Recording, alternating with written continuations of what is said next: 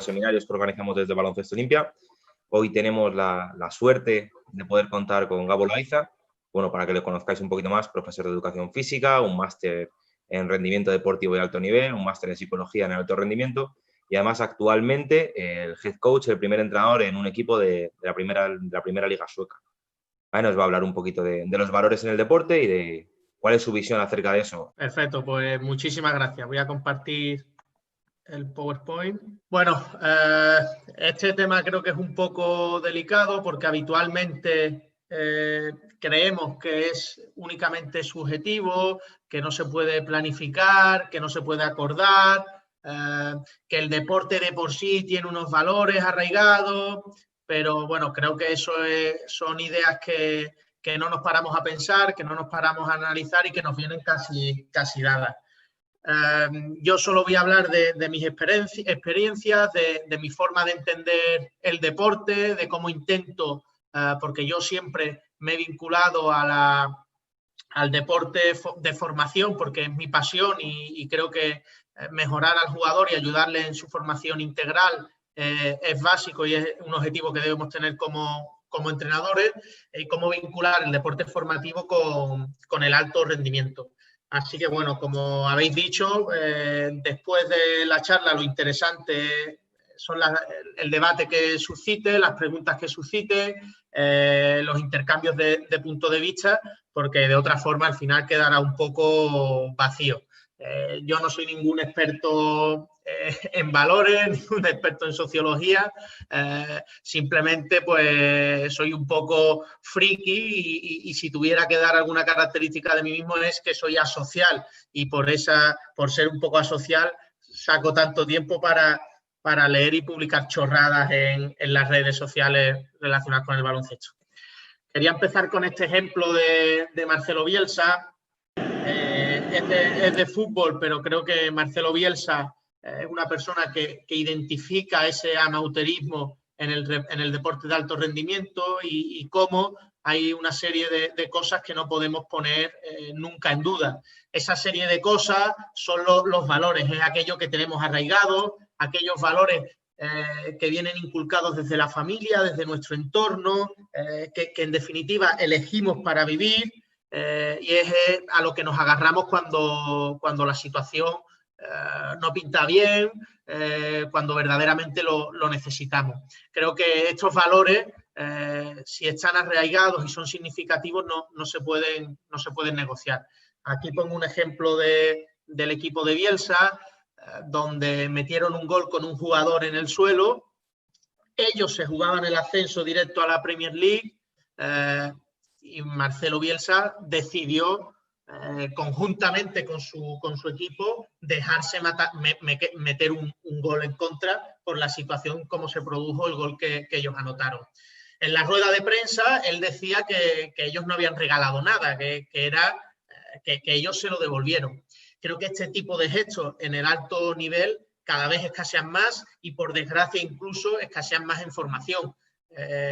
Tendemos a separar entre formación y rendimiento y creo que debemos establecer algún tipo de vasos comunicantes entre ambos porque el objetivo genuino y el germen del deporte es mucho más allá que la orientación que se le está dando en la actualidad. Y ojalá el deporte, ojalá esta epidemia pueda traer algo positivo como puede ser que nos demos cuenta del rumbo que estaba tomando el deporte profesional y quizá volverlo a traer un poco a lo terrenal. Siempre tratamos de diferenciar entre deporte profesional y deporte de formación, que en el deporte profesional sí que lo único que cuenta es el rendimiento, que en el deporte amateur hay que valorar el proceso. Yo no me atrevería a establecer este tipo de discriminaciones porque al final en formación todo lo que hacemos también, la competición es una parte importante dentro del proceso y del desarrollo individual y colectivo de los niños y creo que debemos tenerlo en cuenta. A mí, en formación, me encantaba ganar, ahora me encanta ganar, pero lo que creo que es que no podemos pisotear ciertas cosas con ese objetivo de ganar y que lo que hay que valorar es de dónde se parte, hasta dónde llegamos, qué no podemos negociar que es insustituible. Y ahí creo que al final se deben establecer conexiones entre el deporte de rendimiento y el deporte de formación, porque al final el deporte es una expresión social de enorme impacto. Solo hay que ver ahora mismo cómo multitud de deportistas se están involucrando en esas protestas contra el asesinato de George Floyd en Estados Unidos. Cómo el deporte tradicionalmente ha servido como un impulso, como una herramienta a la sociedad para movilizar conciencia. Sin embargo, en la actualidad vemos que estamos muy acostumbrados a utilizar a los deportistas como marionetas. Como marionetas que no tienen, como si no tuvieran problemas, como si deberían estar abstraídos completamente de la sociedad y como si ellos no debieran vertir nada sobre el aficionado, sobre el hincha, que al final es, en última instancia, el que les paga. Este trato, este proceso de idiotización al deportista creo que no hace bien al deporte y a su valor educativo, independientemente del terreno en el que nos movamos. El año que viene voy a tener la suerte de poder estar en la primera división sueca como primer entrenador y con esto del coronavirus se está planteando un escenario. Se está planteando el escenario de que a lo mejor la competición tiene que empezar más tarde. Al comenzar más tarde, los contratos de los jugadores probablemente también tengan que empezar más tarde. ¿Quién le pregunta a los jugadores? Y os pongo el ejemplo en nuestro caso. Nosotros tenemos ya 6 jugadores firmados y la federación dice que, bueno, que sin público no quieren empezar la liga, que eso a lo mejor puede hacer que empiece en diciembre, que empiece en enero, con el consiguiente problema en los contratos de los jugadores. ¿Nosotros qué hicimos? Pues nos reunimos con ellos y les planteamos la situación e incluso les planteamos la situación de descender a segunda división manteniéndoles el contrato y garantizando el tiempo firmado. Y es un poco lo que quería transmitir en ese establecimiento de valores, de objetivos, de metas, de ilusiones. Hay que involucrar a los jugadores independientemente de la edad e independientemente del entorno, porque a fin de cuentas los entrenadores nos debemos a los jugadores son los protagonistas y en ese triángulo en formación los padres tienen también una labor muy importante de cómplice con el entrenador a la hora de adquirir eso, no solo esa formación deportiva, sino una formación integral. Quiero decir que todo lo que os voy a poner aquí son ideas y experiencias propias y que el papel todo lo aguanta. Que al final es muy fácil poner aquí ideas extraídas de libros, extraídas de charlas de otros, que nada de lo que digo me pertenece, sino que lo aprendí de otros, pero que lo difícil es luego transmitirlo y luego ver cómo organizarlo, cómo pautarlo en nuestros equipos. Intentaré también dar un pelín algo de una visión práctica. Siempre me gustan este tipo de fotos que representan lo que para mí es la formación.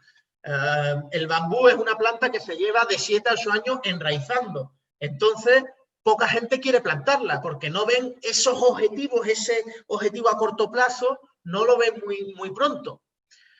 Sin embargo, cuando empieza a crecer, se adapta muy bien a cualquier condicionante externo. Es un poco lo que debe ser la formación, lo que debe ser el pensar a largo plazo. Y en ese pensar a largo plazo no solo puede ser desde el punto de vista técnico o táctico o físico, sino que al final el ser humano es un todo donde todas las estructuras o todas las dimensiones que lo componen o sistemas interactúan constantemente. Y nosotros como entrenadores debemos darle herramientas a los niños para que ellos vayan conformándose autónomamente y construyendo su personalidad.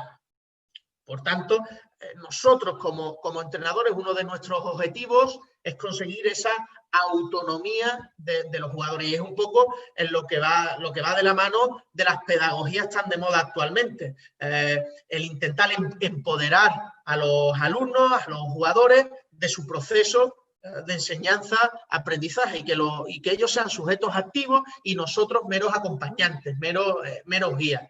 Pero en esta guía tenemos una labor muy importante en todo el proceso y toda la etapa de formación.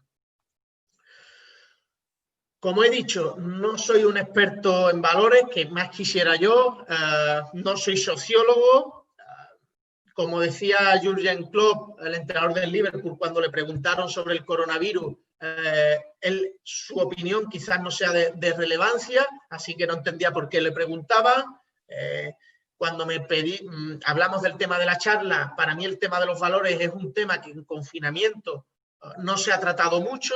Se le ha dado mucha importancia a hacer muchas charlas de técnica, de táctica, de proceso, de construcción de no sé qué, y creo que al final el objetivo final del deporte es esa difusión, esa transmisión de valores y ver cómo podemos promover, crear una sociedad mucho más justa, mucho más igualitaria. Así que, bueno, no toméis mi opinión como dogma cerrado, sino que yo intento seguir construyendo, seguir aprendiendo y ojalá en el debate, en este intercambio de posiciones que luego tendremos, también pueda mejorar yo como persona. Cuando hablamos de formación, debemos tener en cuenta una serie de elementos que nos van a definir cómo construir, cómo arraigar, qué elementos son más primordiales que otros a la hora de construir una identidad de club, una identidad de equipo y, en definitiva, una identidad individual de las personas que componen nuestros equipos. La familia, los amigos, el entorno y el deporte van a constituir ese caparazón, ese armazón que son nuestros valores. En el ejemplo que os puse antes del equipo de Marcelo Bielsa, el ejemplo fue premiado con el premio Fair Play de la FIFA la temporada pasada, reconociendo esa labor de cómo transmitir con comportamientos del deporte, comportamientos que habitualmente la gente anónima hace, porque la gente anónima no hace trampas para llegar, tiene que levantarse cuando sus hijos duermen y volver a casa cuando sus hijos siguen durmiendo. Es decir, que no cogen atajos, porque se mantienen firmes a esos valores. Y si tenemos ese ejemplo de la gente anónima, como en deporte profesional no vamos a ser capaces, o en deporte formativo, de mantener esas convicciones y principios como algo insustituible. Y esta definición me pareció sencillamente majestuosa. Siempre que hablamos de valores, siempre que se habla del sentido que tiene el deporte, siempre se dice, bueno, compañerismo, solidaridad, trabajo en equipo, y siempre parece que el deporte trae consigo una serie de valores, pero estos valores también dependerán del club donde estén, porque lo importante no serán los valores que al final todos coincidimos en ellos, sino la prioridad que le damos a esos valores y que no estamos dispuestos a negociar sabiendo que en algún momento tendremos que ceder en algunas cosas. Y esa escala de prioridades es lo que nos va a definir como entrenadores, como clubes y, en definitiva, como personas. Genaro Díaz, el entrenador ayudante que fue entrenador ayudante en la selección nacional y actualmente está en Les Plata, en Clavijo, me comentaba el otro día que él se fija en un entrenador de formación en dos cosas. En el número de jugadores que tiene el mismo peinado que el entrenador y las veces que el entrenador, para hablar con los niños, se pone a su altura.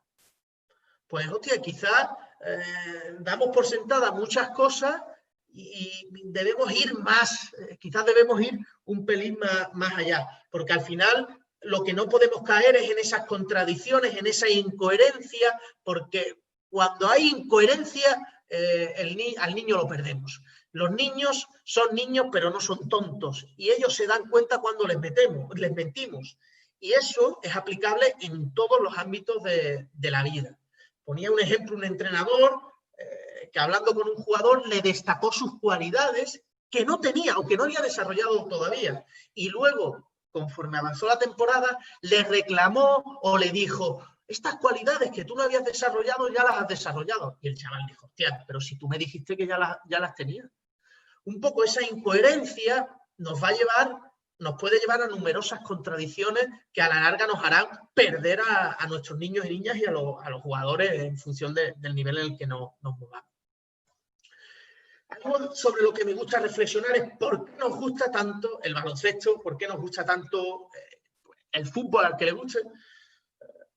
Tenemos la suerte de que nuestros deportes, estos deportes de interacción, de donde nos relacionamos con compañeros, adversarios, puede ser el único ámbito donde no siempre el más poderoso es el que gana.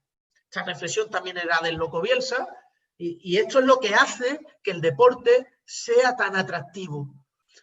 Por desgracia, cada vez esa diferencia se va incrementando más y hace cada vez más difícil escribir historias románticas del deporte. Sin embargo, creo que debemos virar un poco hacia eso. Pero somos un extracto más de la sociedad y la sociedad exige lo inmediato. La sociedad no habla de proyectos deportivos ya, ni en alto nivel, ni incluso en formación, donde se van alternando constantemente el director deportivo de las entidades y al final, pues, ¿de qué proyecto estamos hablando si cada año estás cambiando de director deportivo? ¿De qué proyecto estás hablando si no ha terminado la primera vuelta de la temporada y ya has echado al entrenador? Un poco incongruentes ciertos comportamientos, ¿no?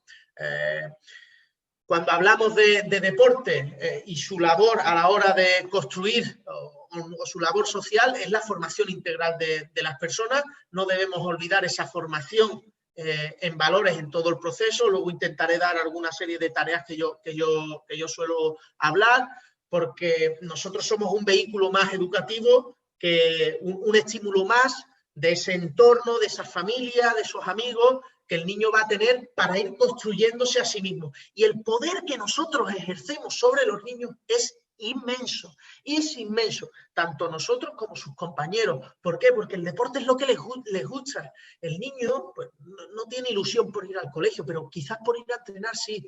Por tanto, lo que nosotros digamos va a tener mucha trascendencia en los sentimientos que generemos en el niño.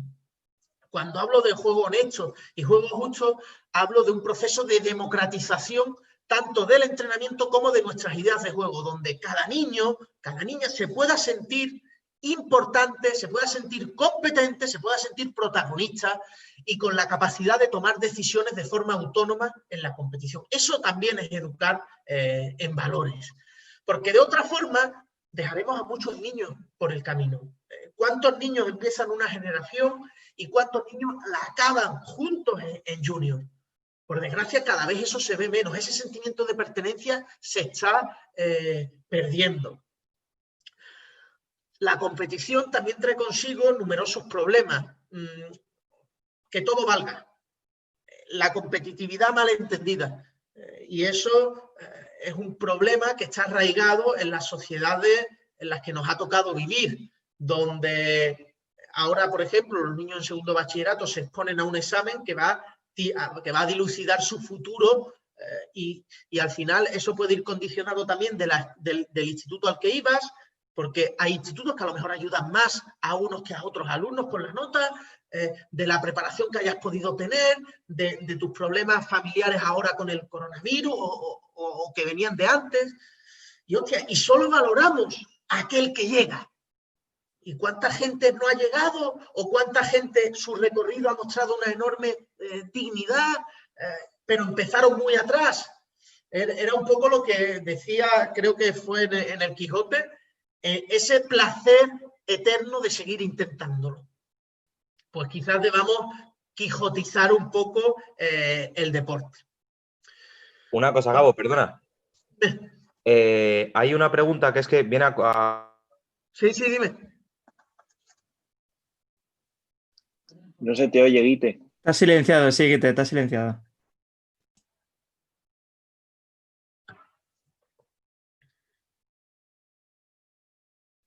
Sí, dime o sigo. Vale, ¿ahora? Sí. Ahora sí. Vale, perdón. Dicen que cómo podemos llegar o trabajar con unos niños con una serie de valores desde el club, desde el equipo, desde lo que sea, cuando en casa reciben y se les imparten los valores contrarios, que al final están recibiendo estímulos diferentes para el mismo fin.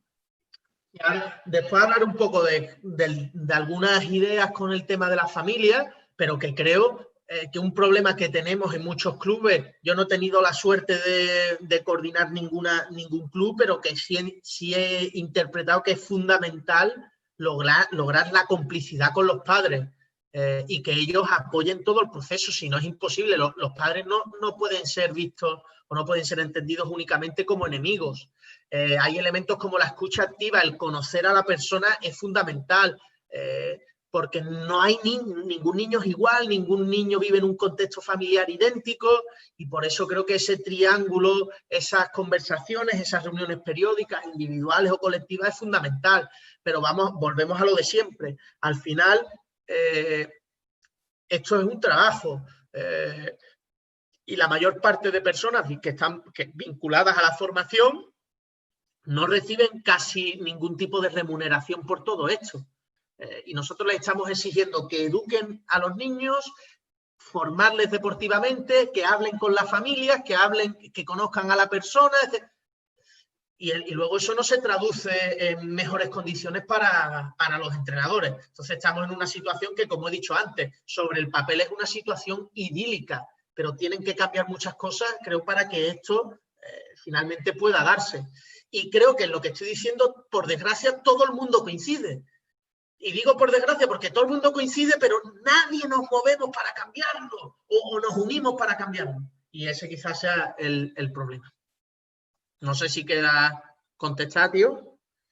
Sí. Yo creo que sí, que muy bien además, muy bien contestada. Bueno, pues ahora un poco de cómo a la hora de formar a través del deporte, de establecer una serie de valores que nos identifiquen como club, qué cultura vamos a tener, etcétera, etcétera, debemos saber por qué vamos a practicar deporte, cuál es la misión nuestra como club, porque entiendo que la misión que puede tener el Real Madrid o Estudiantes es totalmente diferente a la que yo tenga en mi club de siempre en San Fernando. Porque el objetivo no es llegar a la élite. Hay clubes que crean categorías con una labor social, donde les permiten a todos jugar de una forma gratis, no sé. Hay diferentes teorías, diferentes ideas que todas me parecen justas, todas me parecen útiles si se sabe argumentar por qué y si tienen una coherencia con el objetivo final que tenemos como club o no. Si no se tiene esa coherencia, pues al final estamos construyendo la casa por el tejado. El deporte va a ayudar a construir esa personalidad individual y colectiva que al final es necesaria para lograr ese proceso de socialización de los niños. Muchas veces esas experiencias positivas de los niños, las primeras experiencias positivas las tienen vinculadas a su deporte. Yo estudié INEF y luego me seguí formando por el baloncesto. Es que yo soy un patán en todos los deportes, pero es un poco ese sentimiento de deuda porque el baloncesto nos da unos momentos de gran felicidad. Gran parte de nuestros amigos son del baloncesto desde nuestros equipos más pequeños. Bueno, eso al final debemos también darle valor. El deporte no es más que un juego, que genuinamente, que el germen del deporte era únicamente eso, ese agonismo, esa lucha entre iguales que se está perdiendo, ejercicio físico y competición. Pero separarlo, compartimentarlo, creo que no tiene sentido. Creo que, como he dicho antes, es un todo que funciona al unísono y que lo importante es definir a qué damos prioridad. Probablemente en rendimiento se haya que dar mucha más prioridad al componente competitivo, pero en formación, pues al componente quizás lúdico, que lúdico no quiere ir reñido con la competición, sino todo lo contrario, como un paso previo a formar a personas competentes, porque al final el objetivo último que tenemos con los jugadores es que estos sean autónomos, no tengan miedo a asumir retos, no tengan miedo a los riesgos, a la aventura, a probar cosas nuevas, porque todos coincidimos en que hay que formar niños inteligentes, niños creativos. Hostia, eso está genial. Pero ¿cuál es el problema? Que al final, en el partido que nos jugamos la castaña, si el jugador con menos talento se pega el triple solo, es muy probable que el entrenador en la banda le eche la bronca. Y eso es un poco las contradicciones de las que hablaba antes. Si nosotros queremos fomentar ese tipo de jugadores inteligentes, la competición es el momento último donde ellos se expresan y es donde hay que dejarles más libertad. Estaba en una diapositiva de las posteriores, pero es un poco, lo decía David Cárdenas, que es profesor en la Universidad de Granada, yo disfruto viéndoos disfrutar en la competición. Pues eso hay que construirlo desde el entrenamiento. Al final el deporte sí que va ligado a ese espíritu de sacrificio, porque para mejorar como jugador sabes que vas a tener que sacrificar horas con los amigos, horas con la novia, horas con la familia, por ir a entrenar, o porque el sábado tienes partido y el viernes no te puedes ir con tus amigos. Esa perseverancia por mejorar, el jugador se va a tener que autoconocer cuáles son sus limitaciones, y también, bueno, un poco todo eso compone ese proceso de maduración. Sin embargo, en formación entendemos mal la competición y me hace mucha gracia esta frase que la leí en un diario local en San Fernando, que hablaba de que con trabajo llegan los resultados. Hostia, ojalá. Es que si fuera por trabajo, probablemente todos los que estamos aquí hoy estaríamos entrenando al más alto nivel, pero no es así. Y si fuera por trabajo, probablemente mis equipos u otros hubieran competido, hubieran ganado más. Este tipo de expresiones creo que nos ayudan. ¿Por qué? Porque al final el niño o la niña se da cuenta de que si pierde es porque no ha trabajado lo suficiente y la culpa es suya. Y no, hay multitud de condicionantes, y que quizás lo que debemos cambiar un poco es ¿qué es lo importante? ¿Y para qué formamos? ¿Para ganar el fin de semana o la competición como un medio más de todo el proceso? Bueno, Chesco Spar, que bueno, fue entrenador de balonmano en el Barça, ahora se dedica mucho al coaching. Yo sinceramente no soy muy creyente del coaching, pero bueno, creo que puede ser una ciencia o una herramienta más que nos pueda ayudar a mejorar la comunicación con los jugadores, a controlar, a regularnos, etcétera. Y bueno, me pareció muy interesante el establecimiento de valores que él hacía a la hora de definir qué era un deporte de equipo. Un deporte de equipo es esa generosidad, humildad, entusiasmo, compromiso.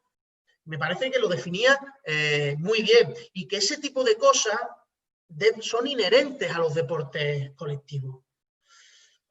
Porque el que no consigue o el que no cultiva ese tipo de valores, a la larga va a perder. A la larga dejaremos a gente por el camino. A la larga no completaremos el ciclo formativo. Y él ponía estos ejemplos: arriesgar por el equipo, dejar brillar a los demás, generar emociones positivas. Sin entusiasmo no hay equipo. Esos impactos emocionales que en metodología se hablan tanto, me parece muy interesante. ¿Por qué? Porque nosotros tenemos que dejar una huella en lo que hacen en el entrenamiento, ya sea trabajo de técnica, táctica, físico, decisiones, psicológico, lo que sea. Y esa huella positiva puede provocar que ese estímulo o que esa acción se reproduzca más en el tiempo. Era un poco lo que hablaba J. Cuspinera, creo recordar, que en una charla que dio en Murcia, él hablaba del efecto Pigmalión, y que nosotros, cómo vemos a los jugadores, es al final cómo van a ser. Y que debemos centrarnos en lo positivo y no solo en lo que hacen mal, y mejorar al jugador desde el acierto y no desde el error. Me parece otro punto de vista muy interesante, y con el que yo, como entrenador, sí me siento muy cómodo. Este efecto Pigmalión tiene consigo otra lectura, que es cuánto duran los ciclos de los entrenadores en cada equipo. ¿Duran 2 años? ¿Duran 3 años? ¿1 año? Es que al final el problema de estar tanto con un mismo equipo puede ser la creación de una serie de prejuicios que luego van a ser muy difíciles cambiar, porque nosotros vamos a ver al jugador como pensamos que es, no como ha mejorado a lo mejor. Por tanto, podemos ser unos factores limitantes. Quizás la estructuración de 2 años por categoría para cada entrenador me parece interesante, y me parece útil, y que puede ir un poco en relación a que los jugadores puedan ver otro tipo de baloncesto, no caer en esos excesivos prejuicios, etc. cuando la diversión se acaba, porque al final llegan derrotas, ¿qué necesitamos? Pues ese compromiso que como valor básico de la construcción de los equipos. Bueno, en cuanto a la construcción de equipos, es fundamental, en primer término, definir la cultura del equipo. A partir de esa cultura del equipo se van a extraer expectativas y creencias, hasta dónde queremos llegar.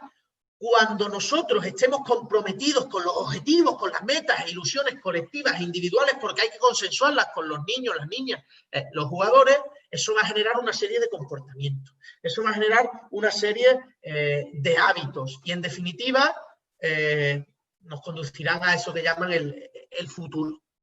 Para ello hay multitud de herramientas, ¿no? Las típicas del team building, del hacer numerosas actividades que sirvan para unirnos. Pues bueno, es muy interesante, pero ¿qué problema tiene esto? Pues el principal problema es que se nos olvida a lo largo de la temporada trabajarlo. Y creo que es un grave error, porque si nosotros a principio de temporada le damos mucha importancia, pero luego no, pues el jugador se da cuenta de que no era tan importante como decíamos. Es esa coherencia del entrenamiento, como decía antes. ¿Cuántos entrenadores hay que dicen: estirar es lo más importante, que no se olvide estirar para lesionarse, no sé qué? ¿Y cuántos entrenadores cogen y se van a hablar con el entrenador siguiente y se olvidan del equipo mientras estira? Pues ellos asocian y dicen, pues tampoco es tan importante. Pues con este tipo de actividades me parece que es lo mismo, que si de verdad creemos en ello, debemos establecer un plan o una serie de pautas. Nosotros este año, por ejemplo, establecimos que cada mes había 2 jugadores que tenían que construir o montar algún tipo de actividad, y bueno, pues eso al final nos permitía pues estar más en contacto, vernos fuera de la cancha. Me parece interesante. Aquí está un factor clave, y que me voy a meter quizás en algún lío, porque voy a hablar también de temas de política. Pues para mí el deporte es una expresión social, y el deporte ha servido como impulsor de múltiples cambios en la sociedad. Son referentes. En la lucha contra el franquismo, el Athletic Club y la Real Sociedad pues podían ser un símbolo de esa lucha, o el Barça, lo desconozco, o contra el apartheid, el rugby en Sudáfrica. Es decir, que el deporte también es un motor. ¿Cómo que no debemos mezclar política y deporte? No la debemos mezclar cuando no nos interesa. Pero al final era un poco lo que decía Guardiola, que quizás es el ejemplo también más que puede suscitar más sensibilidades. Decía que todo lo que hacemos en la vida es política, y que todos los comportamientos que hacemos también es una forma de hacer política. Y es un poco que creo que debemos olvidar que los jugadores vivan en una burbuja e invitarles a formar parte del auténtico impulso que supone el deporte, porque el deporte genuinamente era un enfrentamiento entre pueblos. Es decir, ¿qué queda de eso? En el fútbol profesional, que es donde más dinero se mueve, ¿qué queda de eso? ¿Qué queda de lo genuino de luchar con tus propias armas contra otros? Pues quizás el Athletic de Bilbao, ¿no? Que mantiene un poco su idiosincrasia histórica. Si el deporte es un estímulo muy llamativo, muy útil para los niños y niñas, debemos educar a través de él. Cuando se habla de rebeldía, un niño rebelde no es el que insulta al padre, no es el que miente al padre, no. Un niño rebelde es el que se cuestiona las cosas. Y eso es lo que va a derivar en formar niños creativos, niños que piensen autónomamente, etc. En definitiva, un poco tomar partido. Pero cuando tomo partido no quiero decir como darles nuestro punto de vista a ellos en todo, sino invitarles a reflexionar, y que el deporte sea una herramienta que también sirva para ello. Además, ahora tenemos el agravante de las tecnologías. Antes el niño iba del cole a inglés, a lo mejor, a entrenar. Y el entrenamiento era su momento de disfrute, su momento de anestesia, su momento de desahogo. Pero ahora no. Y ahora tenemos un competidor muy, muy jodido, que son las nuevas tecnologías. Y si no sabemos leer eso, interpretar eso e incluso adaptarlas, cogerlas y utilizarlas en nuestro favor, podemos perder a muchos niños. Y ahora se está viendo cómo están aumentando esos índices de sedentarismo, esos índices de inactividad física, porque el deporte también le supone un coste para ellos. Quizás si las necesidades, las expectativas de los niños son diferentes, el entrenamiento, las necesidades que nosotros le planteemos al niño a través del entrenamiento también deben cambiar. Porque nosotros nos tenemos que ganar ahora al niño. Antes lo teníamos mucho más fácil, por así decirlo. Bueno, ¿con qué tipo de deporte me identifico? Con aquel que mueve montañas que antes parecían imposibles. Bueno, una frase que quizás es muy manida, que va muy en relación con el coaching que no apoyo tanto, pero bueno, al final es un poco también ayudar al jugador a esa capacidad, a esa resiliencia, a esa capacidad de resistir adversidades, porque bueno, como decía en una reunión que tuve con un jugador que se había lesionado hace poco, el sol acaba saliendo. Y que bueno, un poco me parece que esta frase también lo sintetiza. Planificar de delante hacia detrás me parece básico, tanto en componentes o en contenidos baloncestísticos como en este tipo de contenido. Saber hasta dónde queremos llegar, saber cómo queremos que nos vean, saber en la escala de valores que tenemos qué no vamos a poder negociar, sabiendo que hay cosas que vamos a tener que entregar, porque la situación lo requiera o no, porque los grupos son muy heterogéneos, hay muchas sensibilidades, pero no se puede negociar todo. Es un poco esa jerarquización que damos. El ganar o el perder. Ahora hablaré un poco de la competición después. Pero el problema de la sociedad, como está entendida actualmente, es que el éxito bendice todo. Y el que gana siempre es visto por todos como rubio de ojos azules, ¿no? Como no recuerdo ahora quién lo decía. Pero el que pierde usando el mismo es un traidor, es un mal entrenador, Hostia, ¿qué sociedad estamos construyendo que no somos capaces de analizar ese tipo de cosas, ¿no? De ir un pelín más allá, de no entender mal la competición. En rugby, por ejemplo, ese tercer tiempo, ¿no? De irse a tomar cervezas después de los encuentros. Me parece ideas que podríamos coger para nosotros y más información.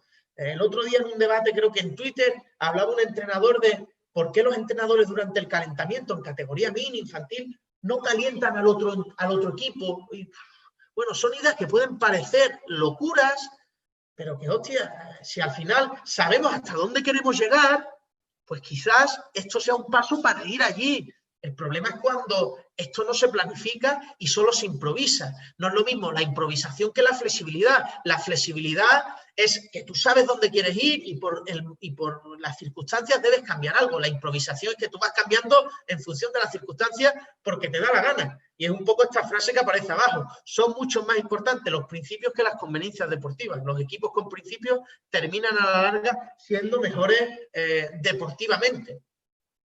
Y creo que es así. Y creo que esto puede favorecer a no perder tantos niños en el camino. ¿Cuántos entrenadores en el día importante cambian su forma de jugar, introducen alguna cosa para ganar, solo para ganar, sin tener en cuenta cómo puede afectar eso al proceso formativo de los niños? Porque si nosotros estamos, el año pasado en Cataluña, yo entrenaba un cadete y nos hacía muchas veces zonas. Yo la zona no la creía conveniente meter en esa categoría, que puede serlo, que puede serlo. No lo discuto. Pero claro, yo le decía a los jugadores que no, bueno, que para mí eso no era defender, bla, bla, bla, bla, bla. Y había un partido que nos jugábamos la liga, que nos jugábamos el pasar al grupo de arriba, que era la competición chula que queríamos todos. Coño, ¿para ese partido la utilizas sabiendo que te puede ayudar un poco o no? Y si la utilizas, los jugadores te pueden decir, hostia, Gabo, podías haberlo metido antes. ¿Nos decías que esto era lo importante, lo otro? Si el día importante no utilizo aquello que bendecía antes, pues podemos perderlo. Al final el resultado de esto fue doloroso porque perdimos de muy poco, sin incluir cosas en las que no creíamos, y aquello que era bendecido el año pasado cuando ganábamos siempre, pues esta vez que perdimos, ya empezaba a ponerse en tela de juicio. En definitiva, vivimos en la sociedad de lo inmediato. Juan Malillo, que hoy ha sido noticia, pero además va a ser entrenador, creo, ayudante de Pep Guardiola, decía que la guarnición se ha comido al solomillo, que quedamos únicamente en lo superficial y que antes se combinaba lo superficial y el análisis de lo profundo, pero en la actualidad es que hasta lo superficial es más importante que lo profundo. Y eso, esa superficialidad en todo hace que bueno, al final estemos interpretando constantemente personajes, por así decirlo, y que ese pensamiento tan a largo plazo, esa formación integral se pierda porque en la sociedad actual quizás no lo reclama. Y podemos estar de acuerdo o no, pero si no nos movemos y si no hay un pacto, por así decirlo, va a ser muy difícil cambiar esa mentalidad, como la pregunta que hacíais, ¿cómo vamos a ir a contracorriente? Es que es muy difícil ir a contracorriente cuando además ese ir a contracorriente te provoca un gran coste. Los niños a la hora, los niños y todo, a la hora de plantear el moverse para un objetivo, ellos analizan sus costes y los beneficios. Si le va a provocar un gran coste y nada de beneficio, te va a decir, hostia, campeón, no me compensa. Un poco ese equilibrio entre el corto plazo y el largo plazo. Que creo que ahí puede estar un poco la clave. No obviar que los niños son seres sociales y que el corto plazo también tiene una gran influencia en ellos y también, por desgracia, en nosotros.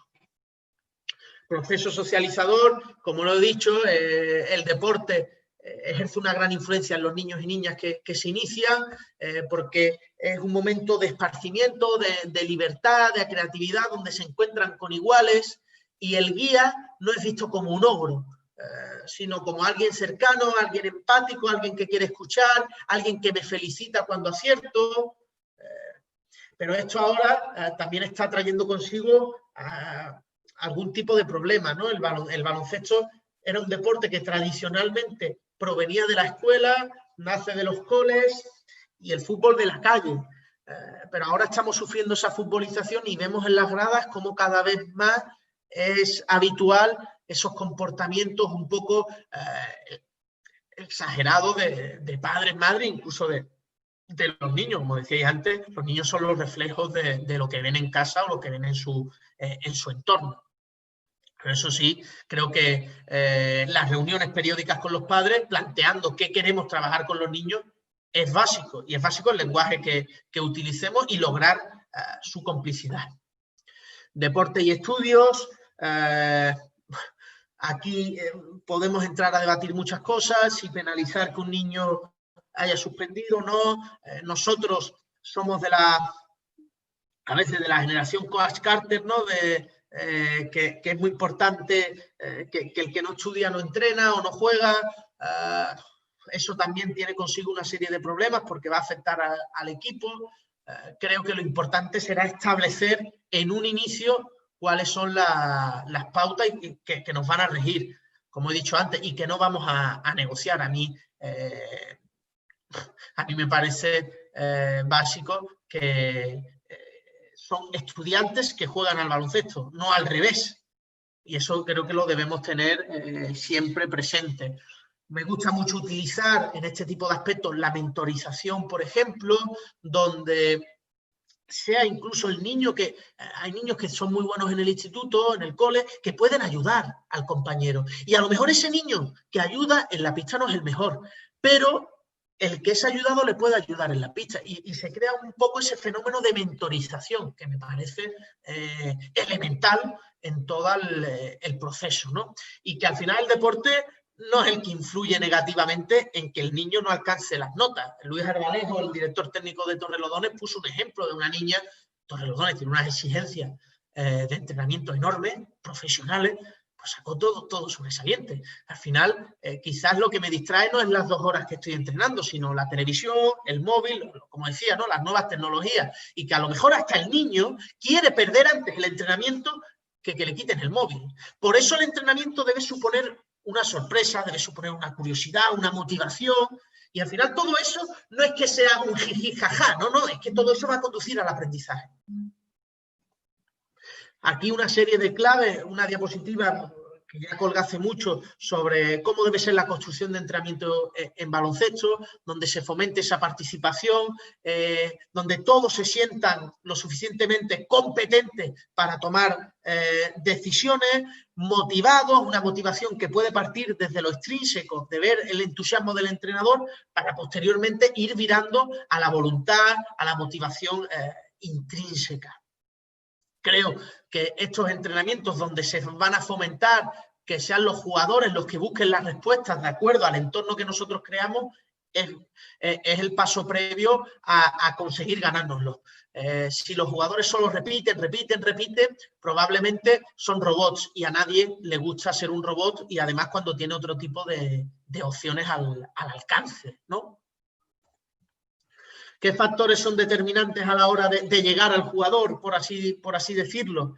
El entusiasmo que nosotros mostremos en la pista, todo esto son decálogos, por así decirlo, que sobre el papel quedan súper bien, ese sentido del humor, pero en Suecia, por ejemplo, el sentido del humor es muy diferente al que tenemos en España, y en Cádiz somos muy bromistas, como podéis saber. Hay bromas que no encajan igual aquí que allí. Hay que analizar el entorno y ver qué cosas positivas tienen para cogerlas yo y aprovecharlas, por así decirlo. Esa empatía, que el jugador confíe en nosotros, ponernos a su nivel.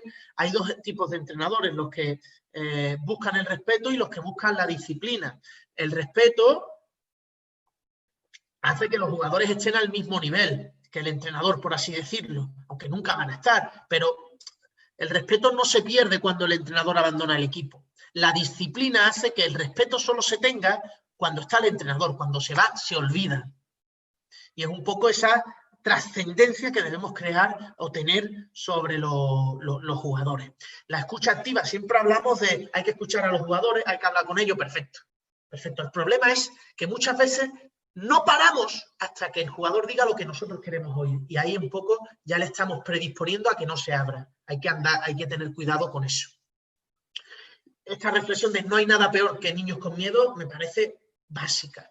Me parece vertebral en todo programa de entrenamiento. Porque si nosotros queremos esos niños autónomos, libres, con capacidad de tomar decisiones, creativos, pero tienen miedo, pues si tienen miedo en el entrenamiento y tienen miedo en la competición, solo harán aquello que saben que hacen bien. Y por tanto, no les va a servir ni la competición ni el entrenamiento como un proceso de mejora.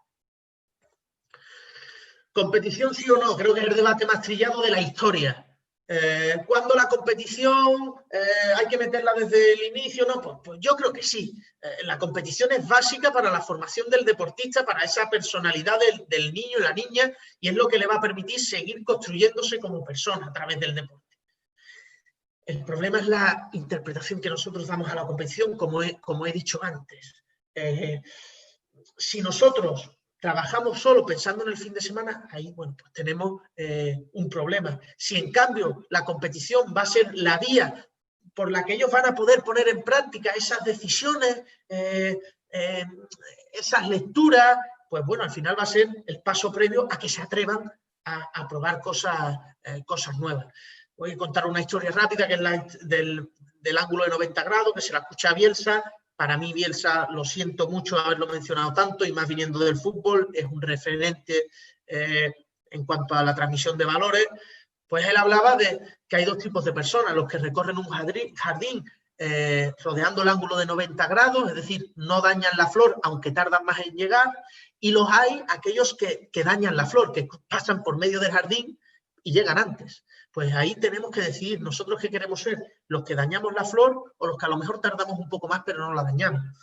Yo de momento siempre me encuadro en el segundo grupo. El problema es que no se me pasa por la cabeza meterme en el otro grupo, y los términos en los que se mueve la sociedad destruyen al que no se mete a veces en el otro grupo. Pero creo que es básico que a través del deporte se valore eso. ¿Por qué? Porque si al niño le decimos para ganar exagera, miente, pues el niño, si lo hace en el baloncesto, luego puede llegar el examen y copiando saca un 10.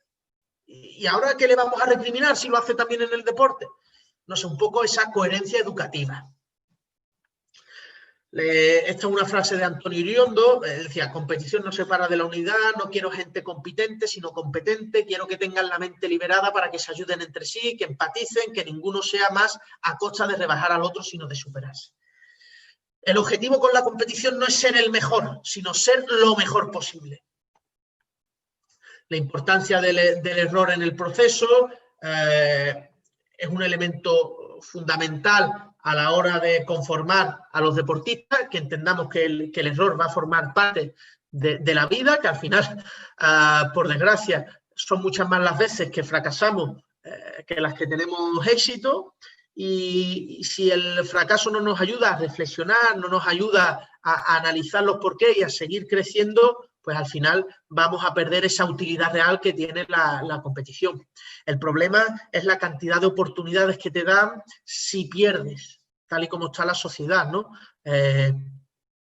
Y más en rendimiento, si pierdes 4 partidos sabes que te echan. Pues ¿qué proyecto puedes construir así a largo plazo?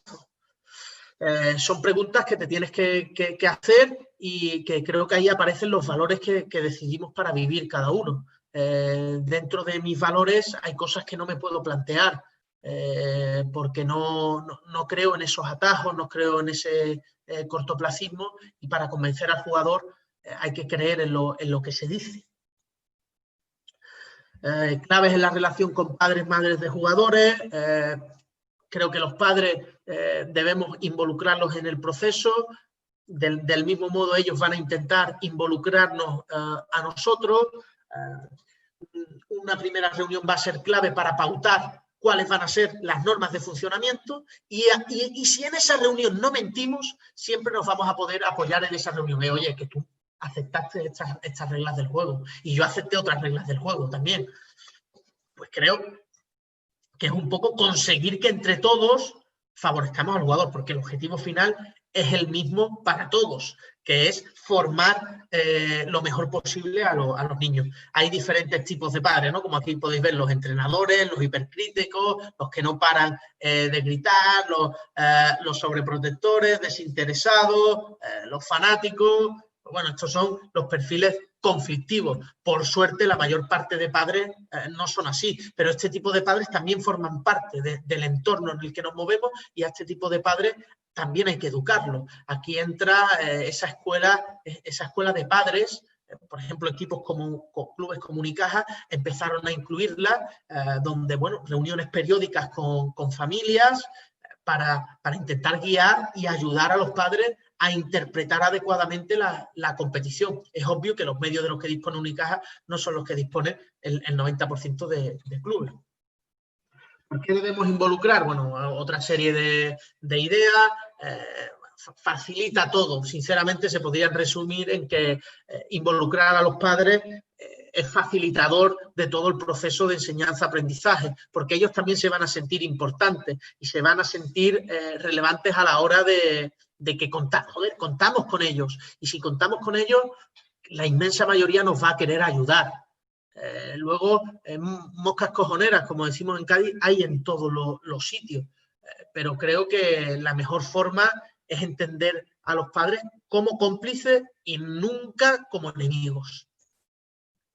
¿Cómo suelo trabajar todo este tipo de transmisión de valores y demás? Bueno, yo le doy mucha importancia a la dimensión psicológica en el entrenamiento. Pone ejemplo en la siguiente diapositiva, pero se me ha olvidado incluirla. Era un ejemplo de cómo trabajamos en fuera de temporada también el componente psicológico. ¿Qué habilidades psicológicas creemos que son claves? Porque el deporte además te tiene que ayudar para conocerte, para mejorar tu confianza. También el deporte se ha demostrado que incluso te puede ayudar a mejorar académicamente. Bueno, todo ese tipo de elementos tenemos que tenerlos en cuenta y ojalá los cursos de formación empiecen a tenerlo en cuenta. Tareas de construcción de equipos, de team building, que no sean puntuales, sino que sean un hábito, porque cuando engañamos una vez al jugador ya lo hemos perdido para siempre. que estoy convencido. ¿Por qué? Porque es muy difícil cambiar ese tipo de efectos negativos que tienen nuestras acciones. Lo más difícil no es crear un hábito, no es crear un automatismo, sino desaprenderlo. Es lo más difícil. Plantear a veces qué tipo de solución buscamos a los conflictos. Yo muchas veces utilizaba el planteamiento de situación, de supuestos, aunque no fueran del equipo, y ver cómo reaccionaban. Es obvio que ese tipo de actividades, si no hay un clima de confianza entre todos los integrantes, no va a tener sentido. Habrá jugadores, habrá niños, niñas que les guste más hablar individualmente con el entrenador y habrá niños que les guste más colectivamente. Lo importante es que ellos no lo sientan como una amenaza. Creo mucho en que a través del modelo de juego que utilicemos vamos a construir una identidad, tanto dentro como fuera del baloncesto. Hay dos estilos de juego, que son aquellos que esperan el error rival y aquellos que buscan provocar el error rival. Eso nos va a definir también como equipo, porque eso también definirá el método de trabajo que utilicemos y eso también definirá qué medios vamos a utilizar en la competición. Ser ejemplos, pongo el ejemplo de J. Cuspinera, valga la redundancia, porque J. Cuspinera es ingeniero. Él terminó ingeniería por el único objetivo de poder decirles a los niños y niñas que es importante estudiar.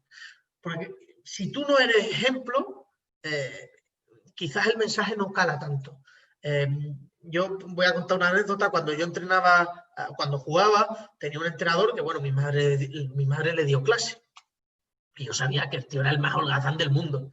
Y me acuerdo que una vez, echando la bronca a uno del equipo, yo salté y le dije, hostia, tú le vas a decir a este que no estudia cuando tú no sabes hacer con un canuto. Es que me acuerdo que hasta utilicé la misma expresión. Fijaros hasta qué punto llegaba yo de desfasado, por así decirlo. Pero bueno, creo que debemos ser ejemplificantes en muchos ámbitos. Y el ejemplo de un entrenador de formación en categoría Benjamín, que los niños tengan hasta el mismo pelado que el entrenador, quiere decir que nosotros influimos mucho en ello. La mentorización es otro elemento clave, el uso del calentamiento. Esto se lo copia a Ito García Renés, no sé cómo lo utilizaría, pero que él hablaba de intentar hacer pensar siempre a los niños. Pues bueno, yo intentaba en el entrenamiento solo hacer mucho entrenamiento en circuitos con diferentes estaciones, porque alguna estación sea para hacerles pensar, ya sea pensar en aspectos académicos o en valores o aspectos del juego.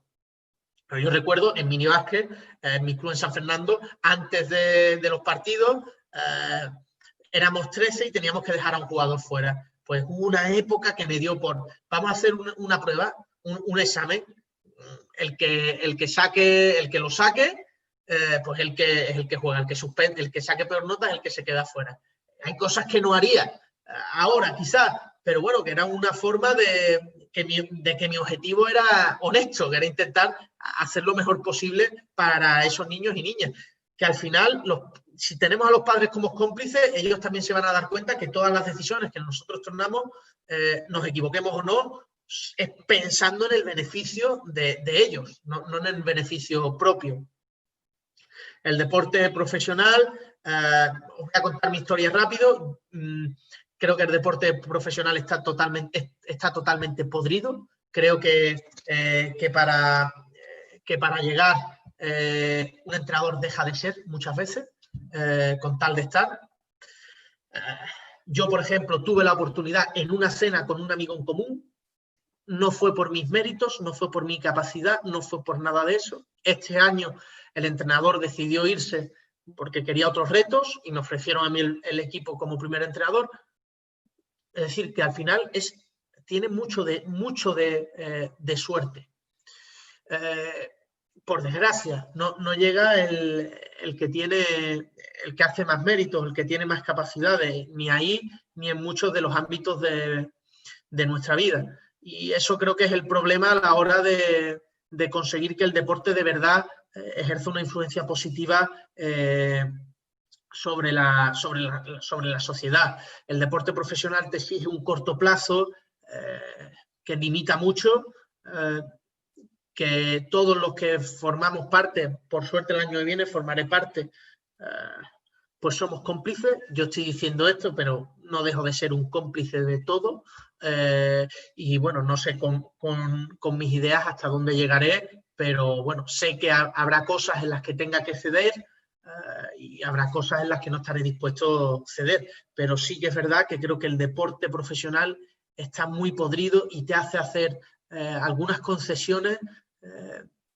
que hace que perdamos lo genuino de por qué quisimos empezar a entrenar o quisimos empezar a jugar. Lo digo también muy alejado y sin haber vivenciado muchas cosas, pero por historias que me cuentan o historias que incluso he podido vivir en primera persona, me da esa sensación, por desgracia. Así que bueno, ya para reflexionar, perdonad el tostón, bueno, hay tres razonamientos que me parecen muy interesantes, son de Cachito Vigil, un entrenador de hockey argentino. Habitualmente en las charlas prepartido decimos, hoy no podemos perder.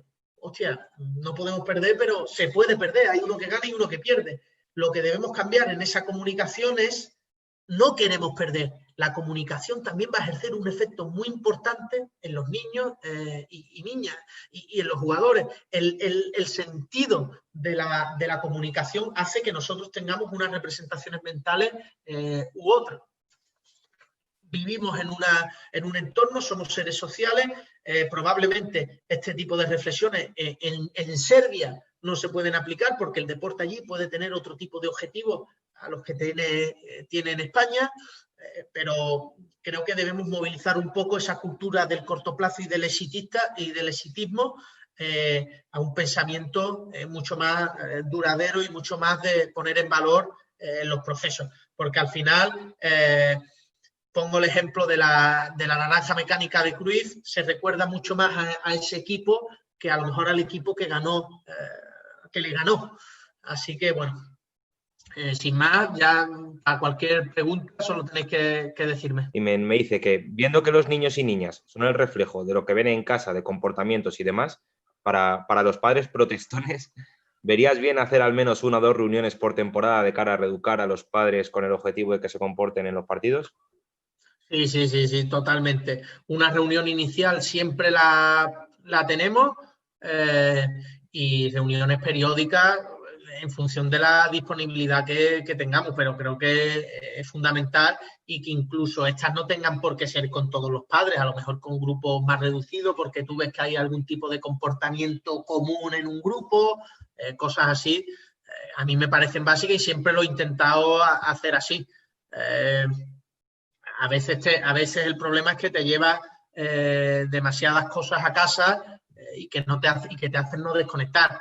Y en ese no desconectar, las condiciones laborales del entrenador de formación son demasiado raquíticas como para que encima nos llevemos más trabajo a casa. Pero bueno, la pasión que tenemos por el baloncesto hace que hagamos este tipo de locura. Me ha escrito un amigo que está viendo el seminario y me dice que en relación a lo que comentabas del tercer tiempo de los de rugby, que en Madrid hay un par de equipos de equipos de minibásquet, de clubes que en minibásquet, después de los partidos, siempre que juegan de local, llevan pasteles para invitar al otro equipo cuando acabe el partido. Claro, es que ese tipo de cosas a mí no están instauradas y parece que el que lo hace es un bicho raro, pero es que son niños, es que no podemos olvidar eso.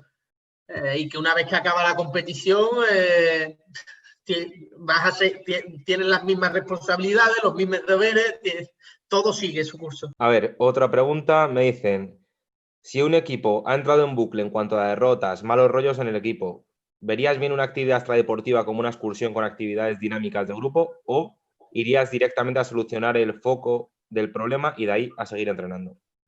Sí, yo ahí siempre intento, en primer lugar, analizar si es un problema que se puede quitar hablando en el propio entrenamiento.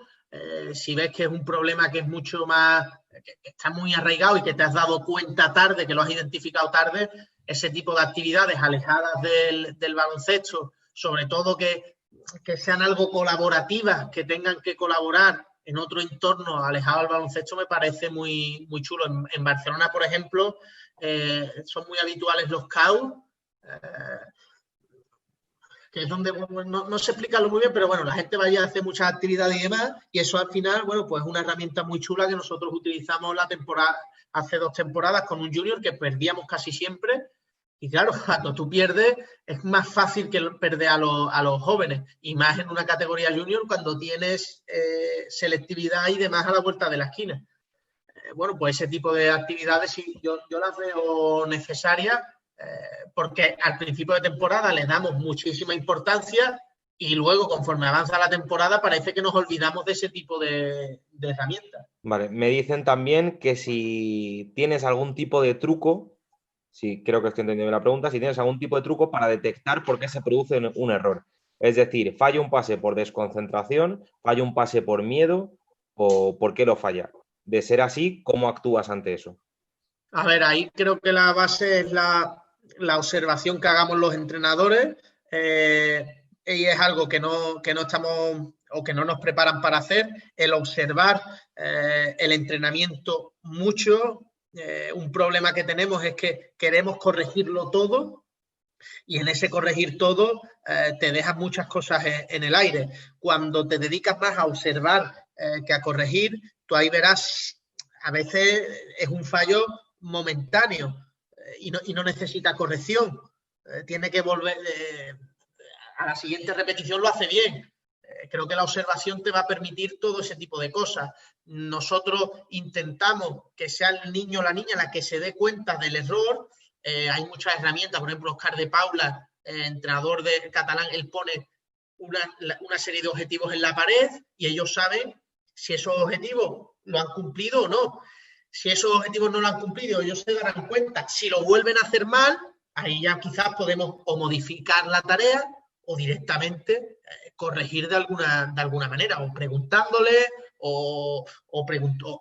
que intervenga un compañero, incluso nosotros a veces darle la respuesta, que muchas veces estas metodologías tan constructivas detectan que el entrenador le dé la respuesta al niño, y a veces pues es una herramienta más que, bueno, el niño también tiene que adaptarse a diferentes estímulos. Más cositas. Vale, como padre o madre, perdón, ¿cómo puede inculcar una serie de valores deportivos? ¿A qué edad recomiendas inculcarlos? Y sobre qué valores o qué cosas focalizarías más. A ver, hay muchos estudios que hablan de cómo son las familias de los deportistas que llegan, y se ve cómo muchas de esas familias o han sido deportistas o le han dado mucha importancia al deporte, lo que refleja un poco la importancia que tienen. Lo bueno del deporte es que no es un ente aislado y que al final los valores que promueva el deporte son valores aplicables a su día a día y no tienen por qué ser unos valores específicos del deporte. Lo importante es ver si los valores que yo quiero inculcar a mis hijos en el club donde lo llevo se los van a inculcar. Esa debe ser la clave, porque muchas veces es un poco la pelea que se tiene, lo que decíais antes. Si un niño lo único que busca es ganar, pues a lo mejor habrá entornos que no son los adecuados porque vas a premiar otro tipo de cosas. Y el padre a lo mejor solo busca también que el niño gane. Creo que no es establecer un decálogo de una serie de valores o no, porque al final cada uno tiene sus valores y lo importante es ver en qué entornos coinciden más o no. Yo a mi hijo sé algunas atrocidades que se cometen en algunos sitios, pues no lo llevaría el día que lo tenga, quiero decir. Así que bueno, es un poco lo mismo. Y a veces el propio deporte ayuda a darte cuenta de otro tipo de cosas que a lo mejor los padres no sabían o no le prestaban mucha atención. El trabajo en equipo, la generosidad. Quizás cuando tienes que luchar por un objetivo común es mucho más importante o mucho más significativo a que el padre te diga tienes que compartir esto con tu amigo. Entonces creo que es un poco esa colaboración que debe darse siempre. Creo que quieren crear debate. O sea, la pregunta es, ¿exigencia o motivación? A ver, yo creo, que tienen que ir de la mano. Yo soy una persona exigente conmigo y con todo el mundo que me rodea. pero la exigencia, bajo mi punto de vista, no es coger a un niño y vociferarle 3 o 4 cosas. Creo que la exigencia es otro tipo de cosas, la verdad. Y creo que como llevemos el entrenamiento, las herramientas que nosotros ayudamos a que el jugador descubra es lo que marca nuestro nivel de exigencia. Yo con todo lo que he dicho, yo quiero ganar también, ¿no? Y quiero que todo esto sirva para que los niños y niñas mejoren, se formen y que también puedan competir. Creo que no se pueden separar. Quizás el debate podría ser que es más importante, bueno, no es que es más importante, sino que hay que dar más valor a la motivación extrínseca o a la intrínseca de la persona. Hay estudios que hablan que esos jugadores que desarrollan talento son porque tienen voluntad y deseo por mejorar. Pero es obvio que en los grupos en los que nos movemos muchas veces nosotros somos los que tenemos que tirar de ellos y tirar y luego cambiar esa motivación extrínseca hasta la intrínseca. Pero creo que tienen que ir de la mano sí o sí. Cuando hablo de metodologías constructivas, por ejemplo, lo que no quiero decir es juego libre, venga, señores, hoy juego libre, 2x2, 3x3, 4x4, 5. No, es crear entornos, problemas para el niño y buscar soluciones que nosotros hayamos planificado con anterioridad. Y si no se dan las soluciones que nosotros buscábamos, modificar la tarea. No es como había profesores de educación física, yo tuve un profesor de educación física que a veces se colaba y decía, venga, señores, hoy deporte libre. Eso es todo lo contrario a fomentar la creatividad. Creo que hay que limitar un poco para que de verdad se pueda fomentar. Yo con esto tengo una, vamos a ver, me lo dijeron hace mucho tiempo y pues ya me come la curiosidad de saber tu opinión. Me dijeron hace mucho tiempo que la exigencia no existe como tal si hay motivación. Es decir, si yo tengo a un niño o a una niña motivado, no me va a hacer falta exigirle porque se va a autoexigir él solo, porque quiere hacerlo. Sí, es un poco lo de la voluntad que hablaba antes. Creo que van de la mano. El problema es que quizás el niño, si desconoce que lo hace mal, ahí ya, es decir, el niño a lo mejor mete la canasta, pero en ese meter la canasta a lo mejor ha olvidado pasársela a un compañero que estaba solo antes o ha dado mil. Nosotros tenemos que ayudar al jugador a que reconozca una serie de comportamientos y si el jugador tiene voluntad, esa motivación, pues se va a exigir más, se va a exigir llegar. Nada, Gabo, darte millones de gracias, de verdad, porque bueno, la calidad de la charla ha sido maravillosa y tanto lo que dices como el cómo lo dices, creo que es muy positivo de cara a llegar a la gente y que se entiendan ciertas cosas que creo que tú decías, ¿no? Que bueno, que no tiene por qué ser una verdad absoluta, pero sí son cosas que piensa mucho la gente y que no nos movemos. Claro, sí, vamos, ojalá tuviera alguna verdad absoluta, la verdad, pero no tengo esa capacidad. Así que nada, darte de nuevo las gracias, decirte que esta es tu casa para lo que quieras, para cuando quieras, obviamente, y recordarle a todo el mundo que no se vaya sin suscribirse al canal, sin darle like al vídeo.